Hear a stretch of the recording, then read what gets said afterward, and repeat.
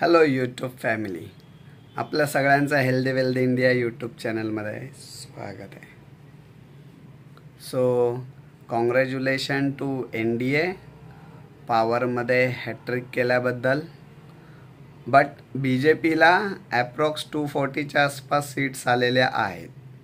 So NDA म्हणजे गठबंधन आहे. सो BJP सोडून बाकीच्या पार्टीजला जर इंडिया अलायन्सने अप्रोच केला आणि त्यांना आपल्याकडे वळवून घेतलं तर कदाचित BJPची सत्ताही पलटू शकते. आणि ह्याचं हे सांगण्यामागचं माझं कारण असं आहे, कारण उद्या महाराष्ट्राचे दिग्गज नेते शरद पवार हे उद्या जाणार आहेत दिल्लीला.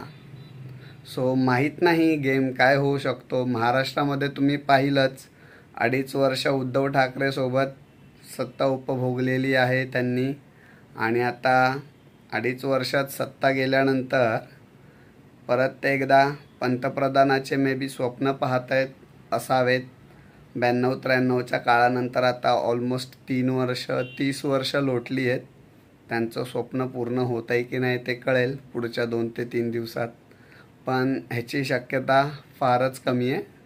BJP नक्कीच हॅट्रिक करेल.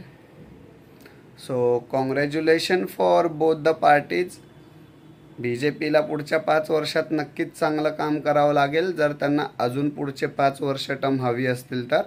अदरवाईज काँग्रेसने आफ्टर 10 इयर्स चांगल्यापैकी कमबॅक करायचा प्रयत्न केला आहे आणि मे बी इथून पुढे अजूनही होऊ शकतं. सो अशाच बातम्यांसाठी भेटूया परत एकदा. तोपर्यंत गुड नाईट, बाय बाय.